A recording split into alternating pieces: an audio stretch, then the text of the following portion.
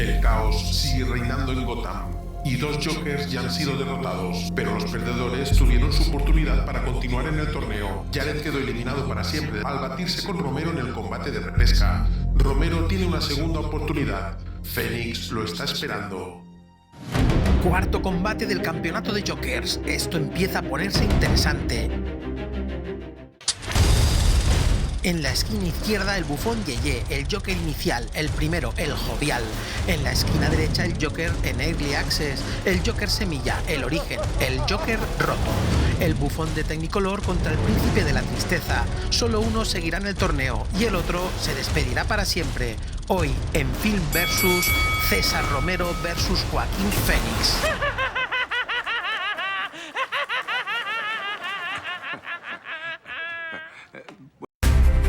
1966, la televisión en color llega a los hogares y también la locura en forma de payaso con risa exagerada. Romero fue el primer Joker en carne y hueso, traje púrpura, cara blanca y bigote pintado. El Joker que bailaba, tramaba, reía y nunca perdía el estilo, un bufón teatral, caricaturesco y absolutamente camp, más cercano a un mago infantil que a un criminal, pero con un carisma que se adelantó a su tiempo. ¡Extraordinario! 2019, Todd Phillips asume los inicios de un Joker embrionario y Joaquín Phoenix ejecuta esa reinterpretación del villano como nadie se atrevió antes. Arthur Fleck, un comediante fracasado, una ciudad que lo desprecia, un hombre que ríe mientras todo en su interior se derrumba. Phoenix ganó el Oscar por su Joker, con eso te lo digo todo.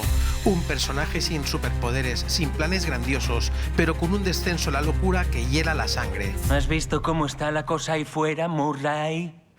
Round 1. Fight. César Romero es el Joker que brilla con luz propia, mucho se ha hablado de él ya en el torneo y poco podemos aportar.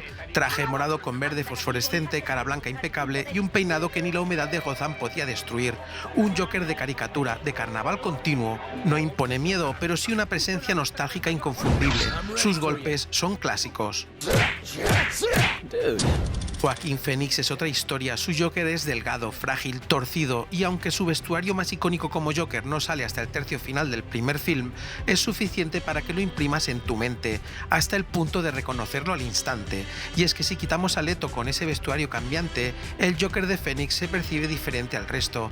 Es ligeramente distinto al típico traje morado si quitamos al otro vestuario con chaqueta de cuadros y alopecia, pero del que aún no es el Joker. Solo hay un momento de la segunda entrega de Joker donde podemos apreciar el traje típico morado clásico, pero solo por unos instantes. Parémonos un momento a analizar esto. En su viaje hacia la locura, inicialmente, cuando debe actuar por su trabajo, se viste con chaqueta de cuadros multicolor, nariz de payaso, zapatones grandes y peluca alopécica con pelo verde. Es más que un atuendo de disfraz, es un primer indicador de su condición, una manera sutil de comunicar que intenta adaptarse a la sociedad aunque ésta no se lo permita. Su chaqueta alude a confusión, no tiene un color dominante, no construye coherencia, sino desajuste emocional y social, y aunque sus guantes, zapatos grandes y su nariz de payaso se pueden interpretar como atuendo normal de un payaso, en este caso son complementos para aparentar lo que se supone que debe ser un payaso, pero que en realidad no lo es. Sin embargo, su chaleco, su foro interno y su maquillaje en el rostro siempre es el mismo, incluso cuando se transforma en Joker. Su chaleco de color beige amarillento, un color asociado a la calma, a la armonía y la sencillez, se podría interpretar que Arthur, en su interior, es calmado, no busca el conflicto. Es justo en el momento donde su locura aflora cuando el vestuario cambia a su traje rojizo. Este tono rojizo insinúa su rabia interna saliendo a la superficie, como una armadura emocional. Su nariz pintada y sus zapatos de tamaño normal ya no comunican adaptación, sino aceptación. Ese mismo color rojo en la chaqueta lo usa brevemente Murray Franklin en una de sus apariciones. Ese vestuario no lo convierte en el Joker, él ya lo ha hecho internamente, pero representa su conversión, un sello visual de su condición. Ya no tiene peluca, ya no lleva guantes, es su certificación de me la pela, me habéis convertido en un monstruo, pero su chaleco sigue siendo de color beige amarillento, aludiendo que Fleck sigue en el interior. Y esa pista en que se nos dice que Fleck quiere adaptarse la tenemos justo al inicio del film, en uno de los momentos más impactantes cuando Fleck se pinta la cara y sutilmente podemos ver descender una lágrima en su mejilla derecha. Y un apunte más, esa lágrima teñida de azul casi ennegrecida, reflejando su condición emocional y que según cuentan fue una improvisación de Phoenix, la vemos también en el momento en que se dirige al programa de Franklin, pero esta vez con un azul más pronunciado y en el ojo opuesto, una certificación visual añadida de su conversión a Joker, un recurso que traspasa interpretaciones, quiere ser feliz pero su entorno no le deja. Por último, y aunque no tiene mucho que ver con el vestuario, pero sí con su condición, hay un par de escenas que nos conectan para ver cómo la sociedad ve a Arthur y cómo él mismo actúa de la misma manera. En esta escena vemos cómo un grupo de jóvenes le quitan el cartel, en un callejón lo acorralan y lo golpean de manera despreciable. Para ellos, Arthur es basura. Más adelante vemos cómo Arthur actúa de la misma manera, pero esta vez con basura de verdad. Estas dos escenas nos dan la información que tanto los jóvenes como Arthur ven un futuro incierto, y en lugar de actuar contra el sistema que les ha llevado a tal situación, lo pagan con el que es más débil. Arthur está en una situación de la que solo puede golpear la basura, hasta que se convierte en Joker. Entonces los polos se invierten y arremete de manera extrema contra todo aquel que sí es responsable de su situación, desde los brokers que le acosan en el metro hasta el asesinato de Murray, pasando por su madre por permitir una infancia llena de abusos y engaños, y su ex compañero de trabajo, el cual le proporciona un revólver y que será indirectamente responsable de su despido. Sus golpes duelen internamente. Este asalto es bastante desigual por dos razones principalmente. El primero es porque César Romero con su Joker no disponía de estos matices visuales para entender al personaje, simplemente era el vestuario entendido del Joker clásico. Romero es un icono vintage, no trasciende a más interpretaciones, es el Joker sin pasado, lo es y punto. Sin embargo, el Joker de Phoenix va más allá, mucho más allá, con una complejidad emocional mucho más trabajada. La segunda razón es su condición de prototipo de Joker en el primer film y certificado en el segundo.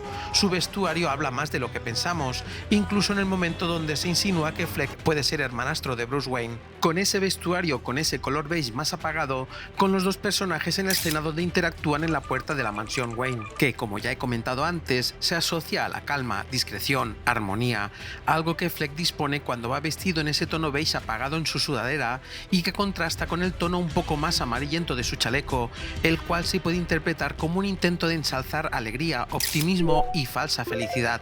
Del mismo modo que Bruce va vestido con el mismo color y del que se pueden extraer varias interpretaciones justo en esta escena, que es más importante de lo que parece. Ambos personajes de los que todos sabemos se convertirán en antagonistas, también se convertirán en Joker y Batman respectivamente. Los dos están separados por barrotes, que se pueden asociar a la condición de Joker como delincuente o sobre la disparidad de condición económica y social entre los personajes. Ambos dejarán el color beige para convertirse en la misma moneda con distintas caras. Sea como fuere, el Joker de Phoenix, su vestuario y apariencia son tan importantes como sus acciones y emociones. Asalto para el Joker de Phoenix.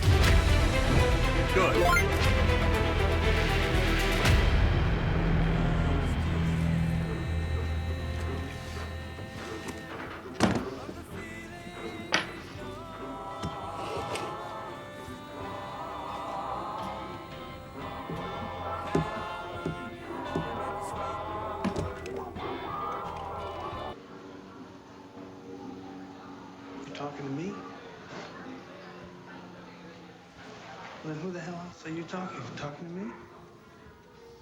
Well, I'm the only one here. Hola, ¿cómo te llamas? Who the Arthur. fuck do you think you're talking? Hola, Arthur. Bailas Oh, muy yeah? bien. Huh? Lo sé. ¿Sabes quién no? Él. En fin, Well, how about just a cup of coffee? I come by the. me han dejado llamarte. ¿Puedes volver? Me gustaría que estuvieras aquí. Oh, okay. No, Um, no quería que te fueras. did you get my flowers in the?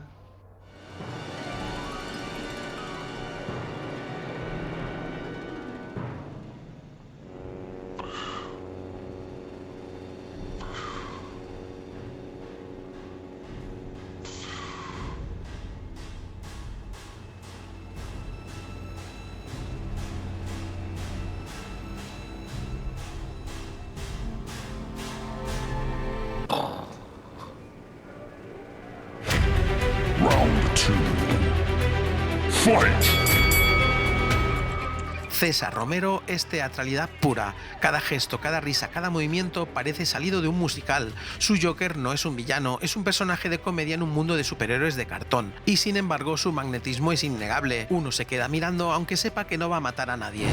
Golpea por veteranía.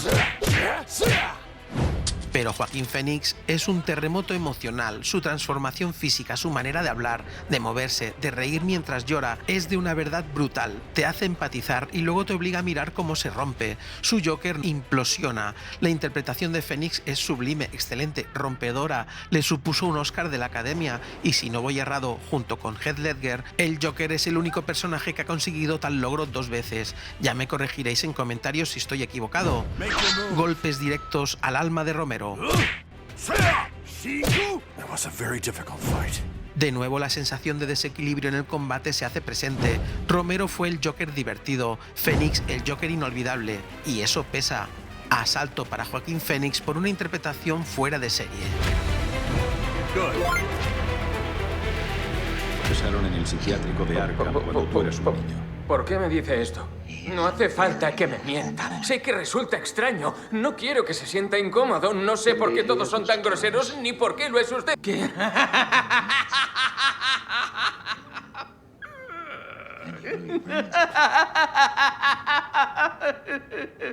¿Te parece gracioso? Sí.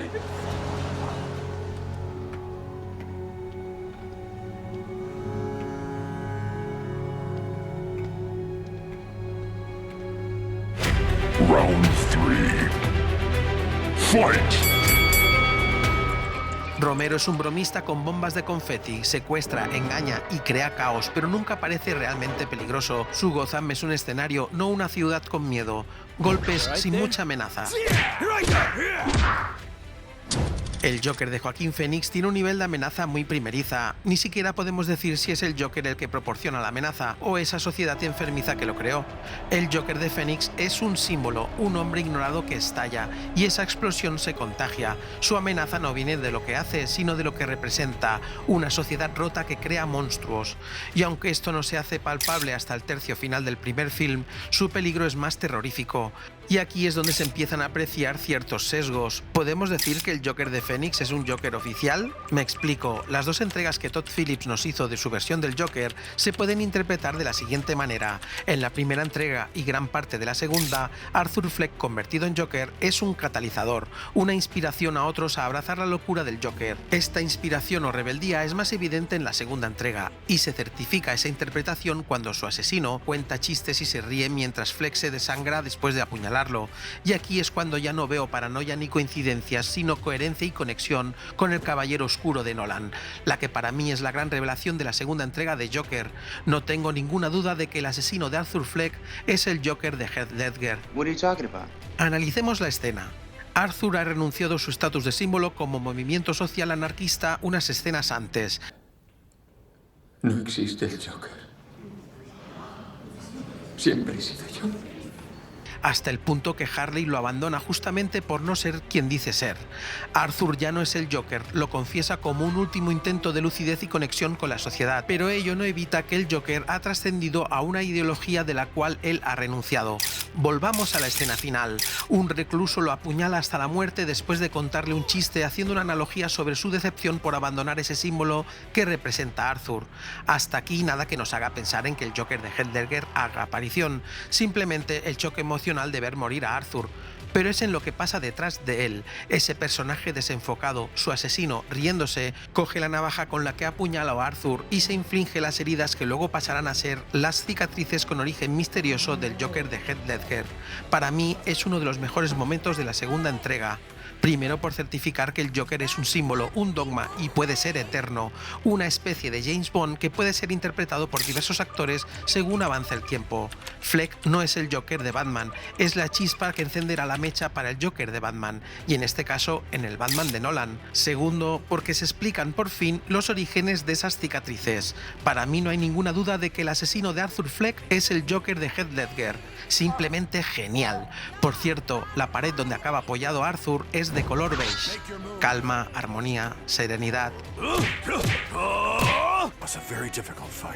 Aquí ambos Jokers no pueden ser más distintos. Romero es el Joker que te roba una sonrisa, pero poco más. Phoenix el que te deja con mal cuerpo y llegando a entender la peligrosidad escondida en su condición. De nuevo, Joaquín Phoenix debe ganar el asalto por postularse como el origen del mayor villano de Gotham, pero no como el villano en sí, sino como una concepción, una declaración de intenciones. ¿Quieres saber de qué son estas cicatrices? Mi padre era un alcohólico y un animal. Y una noche se le fue la olla más de lo normal. Round 4. Fight. Si estás siguiendo el torneo ya será la tercera vez que la pongo, pero es que no hay muchas más en el film de Batman de 1966. Esta vez lo haremos corto, absurdamente brillante, peligrosamente hilarante. Romero tiene su Hadouken diplomático, que aunque parezca una broma, demuestra su nivel de locura pop. Justo después de asesinar a su madre y a uno de sus excompañeros de trabajo y asumir plenamente su identidad como Joker, Arthur baila bajando unas escaleras, liberado, maquillado y en su nuevo traje rojizo. No hay explosiones, no hay gritos, solo un hombre, bailando. Phoenix baja las escaleras como si descendiera a los infiernos. Lo vemos subir estas escaleras varias veces en el film, representando su lucha de adaptación con la sociedad, con pesadez y desalentado. Una vez comete los asesinatos, su descenso a la locura se hace baile, pero para él es una liberación. Cada paso es un gesto de rebelión, cada giro una declaración de guerra al mundo que lo aplastó. Con música, color y una mirada perdida, Arthur Fleck deja de existir y nace el Joker. O al menos la semilla del Joker. No hace falta una palabra ni un arma, solo un cuerpo que por fin se siente libre y una sociedad que ya no puede detenerlo. Hadouken definitivo para Phoenix. La escena no solo define al personaje, sino a toda una generación. ¡Hadouken! Good.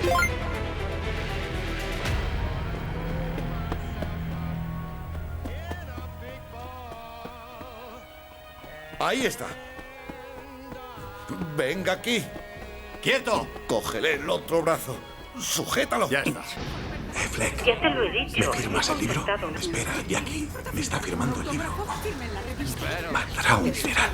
Eso le he seguido desde el principio. Usted alegra al mundo, por favor. Dígale cualquier cosa por teléfono a mi sobrino Morris. Está en el hospital. Lo siento, tengo prisa. Así pilló usted un cáncer incurable. Jerry me... Final round. Fight. 4 asaltos, 4 golpes certeros y un claro vencedor. César Romero fue el Joker de la risa eterna, un pionero, un icono y un clásico irrepetible, pero hoy esa risa se apaga con respeto. Joaquín Phoenix arrasó, también se le puede considerar pionero, pero del concepto de Joker. Arthur Fleck es la semilla, el Joker de Phoenix es el prototipo, el inicio de una idea, el nacimiento de un villano, el amanecer de una inspiración. Y aquí se puede abrir un debate sobre si considerar a Arthur Fleck como un Joker oficial o como el padre de lo que sería la ideología del Joker, ya que en ninguna de las dos entregas se le asigna un rol de villano al uso.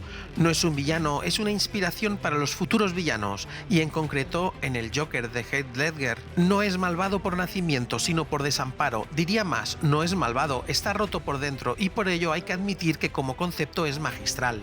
Un concepto que puede jugar en su contra en este torneo, pero que en este combate brilla como ganador al ser una propuesta atrevida, transgresora y deliciosamente confusa, original, perturbadora y en cierto modo realista. Y con ello me refiero a las dos entregas, porque sí, la primera entrega de Joker es magistral, pero la segunda es marginal. Lo dice alguien al que no le apasionan precisamente los musicales, pero considero que Joker, a ver si lo digo bien, Joker Folie à deux o Locura para dos, quizás no es el cierre que hubiera esperado, pero no la encuentro tan mala como la pintan. Es más, creo que está en un peldaño por debajo del original, pero es un gran cierre. Ahora es cuando me ponen a parir en los comentarios, y lo entenderé. Pero realmente lo único de la que podemos acusar esta segunda parte del Joker es su cambio de registro al que nos acostumbró su primera parte. Por todo ello, Joaquín Phoenix pasa a la siguiente fase. Vale, ¿quieres decir que lo has hecho para empezar un movimiento? ¿Para convertirte en un símbolo? Vamos, Murray. ¿Te parezco un payaso capaz de empezar un movimiento? Y así se cierra el cuarto combate del campeonato de Jokers. César Romero se despide con una carcajada nostálgica y Joaquín Phoenix avanza. Quedan en el torneo Jack Nicholson, Heath Ledger y Joaquín Phoenix y necesitamos sacar a uno para la gran final. Por ello he decidido que el próximo combate lo decidiréis vosotros. En el comentario fijado he dejado el enlace a una encuesta para que votéis quién debe pasar directamente a la final. El resultado determinará a los combatientes del siguiente combate y el vencedor pasará a la final junto al que hayáis votado para la gran final del torneo de Jokers. Así que ya sabes, vota a tu Joker favorito que pasará a la final directamente y que se enfrentará al vencedor del siguiente combate.